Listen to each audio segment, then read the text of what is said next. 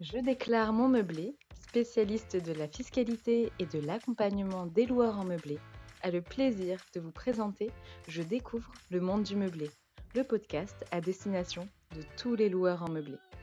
Que vous envisagiez de vous lancer dans l'aventure de la location meublée ou que vous soyez déjà fin connaisseur des avantages de cette activité, retrouvez-nous chaque semaine pour parler conseils, bons plans et suivre ensemble l'actualité de la location meublée. Bonjour et bienvenue dans ce premier épisode du podcast Je découvre le monde du meublé. Pour débuter notre série d'épisodes sur la fiscalité des meublés de tourisme, rien de tel que de nous pencher sur le texte de la récente loi de finances 2024 et sur les changements que son adoption annonce pour les lois en meublé. Mais tout d'abord, faisons un bref rappel du contexte et des discussions autour du PLF 2024. En avril 2023, en réaction à un contexte immobilier particulièrement tendu, une proposition de loi transpartisane, la proposition de loi numéro 1176, voyait le jour, avec, en ligne de mire, les locations saisonnières. Si cette proposition de loi visait divers aspects de la location meublée, comme les critères de performance énergétique des meublés de tourisme, c'est surtout l'activité de location saisonnière en elle-même qui a concentré toute l'attention des députés. Dans le collimateur de ces derniers, le régime micro-BIC, un régime fiscal très avantageux en location saisonnière, notamment grâce à un fort taux d'abattement allant de 50 à 71% pour les meublés de tourisme classés. Afin de réduire l'attractivité de la location saisonnière, vue comme l'un des facteurs responsables du fort déséquilibre entre l'offre et la demande de location dans de nombreuses communes, la loi prévoyait de rendre ce régime micro-BIC moins avantageux. De report en report, elle n'a toutefois pas vu le jour en 2023, et sa prochaine discussion est prévue pour la fin du mois de janvier 2024. Pour autant, il y avait fort à parier que la réflexion initiée en avril se retrouve lors des discussions sur le PLF 2024 qui se sont entamées lors du dernier trimestre de l'année 2023. Et le moins que l'on puisse dire, c'est que cela n'a pas manqué, car alors même que lors de sa présentation au Conseil des ministres le 27 septembre dernier, le texte initial du PLF ne mentionnait pas la location meublée, dès son premier examen dans le cadre de la Commission des finances, de l'économie générale et du contrôle budgétaire, le PLF 2024 a fait l'objet de plusieurs amendements datés du jeudi 12 octobre. Ces amendements visaient respectivement la fiscalité du régime micro-BIC en location saisonnière ainsi que le régime des plus-values des loueurs en meublé non professionnels. 5 jours plus tard, le texte arrivait en première lecture à l'Assemblée nationale. Mais dès le lendemain, le 18 octobre, le texte du PLF 2024 faisait l'objet d'un recours à l'article 49.3 de la Constitution par la Première ministre Elisabeth Borne. Et dans cette nouvelle version du texte, plusieurs amendements, portant notamment sur la réforme du régime micro-BIC, étaient conservés. À ce stade, la volonté de lutter contre la location saisonnière en abaissant les seuils du micro-BIC était évidente. En témoigne le fait que la location meublée longue durée, ainsi que les chambres d'hôtes, n'étaient pas ciblées par les amendements. A l'inverse, les seuils et abattements du régime micro-BIC pour les loueurs saisonniers étaient, quant à eux, réduits. Autre signe évocateur des objectifs de ces amendements, un critère géographique devait également venir faire son entrée pour les locations saisonnières, les séparant en 3 groupes, non classés, classés hors zone tendue et classés en zone tendue, là où, auparavant, elles n'étaient séparées qu'en 2 catégories, classées ou non classées. En novembre, ce fut au tour des sénateurs de se pencher sur le texte du PLF 2024, et la première lecture du texte, initiée le 23 novembre, devait, elle aussi, venir confirmer la tendance annoncée plus tôt dans l'année par la proposition de loi numéro 1176, aussi appelée loi anti-Airbnb.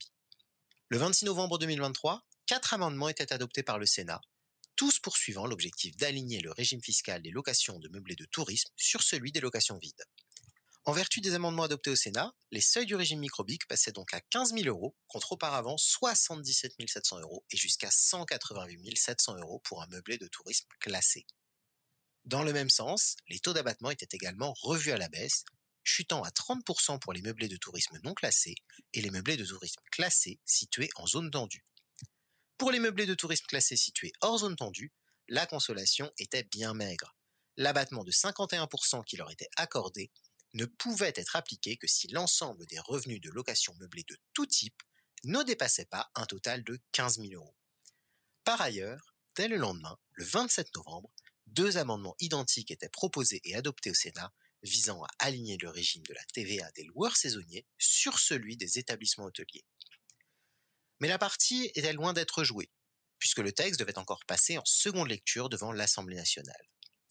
Or, s'il était possible de penser que les abattements adoptés par le Sénat ne soient pas intégralement conservés après la seconde lecture à l'Assemblée nationale, un événement, que l'on a ensuite qualifié tour à tour d'erreur, d'oubli ou encore de coquille, est venu changer la donne. En effet, dès son retour devant l'Assemblée nationale, le texte du PLF 2024 a, à nouveau, fait l'objet d'un recours à l'article 49.3 de la Constitution. Et il semble que, dans la rédaction du texte ayant fait l'objet du recours à l'article 49.3, les chiffres du régime microbique soient restés inchangés depuis le passage du texte devant le Sénat. Quant aux amendements visant l'assujettissement à la TVA des loueurs en meubles tourisme, ils n'ont pas été conservés dans la nouvelle version du texte. En conséquence, les chiffres du régime microbique tels que fixés par le Sénat ont été adoptés dans le PLF 2024. Bien que la loi de finances soit aujourd'hui entrée en vigueur, actant une importante réforme du régime microbique pour la location saisonnière, le feuilleton n'est pas encore fini pour les loueurs saisonniers. En effet, il reste encore à suivre de près les nouvelles discussions sur la proposition de loi numéro 1176, qui porte également sur les seuils du régime microbique, mais aussi sur l'éventuelle soumission des locations saisonnières aux exigences de performance énergétique. Il pourrait également constituer un moyen pour le gouvernement d'essayer de modifier à nouveau les seuils et abattements du microbique après le cafouillage qui a eu lieu lors du recours à l'article 49.3 en deuxième lecture à l'Assemblée nationale. Mais à l'heure actuelle, quelles conséquences ont ces changements ? Eh bien, pour les loueurs saisonniers qui relèvent du régime microbique, elles sont extrêmement importantes. Une telle diminution des abattements équivaut en effet à une augmentation de 40% de leur impôt sur leurs revenus de location saisonnière. Alors, dans une année qui verra se tenir l'été prochain les Jeux olympiques et paralympiques de Paris 2024, cela signifie-t-il pour autant la fin de l'attractivité de la location saisonnière ? Eh bien, pas nécessairement, car le régime microbique n'est pas la seule alternative pour les loueurs en meublé saisonniers. En effet, le régime réel d'imposition peut s'avérer bien plus avantageux dans de nombreux cas, et il n'y a nul besoin de devoir dépasser les seuils du régime microbique pour en bénéficier. Alors, pour tout savoir de la différence entre ces régimes et des opportunités que le régime réel peut vous apporter, retrouvez-nous dans notre prochain podcast de cette série consacrée à la fiscalité de la location meublée, location saisonnière, régime réel versus régime microbique.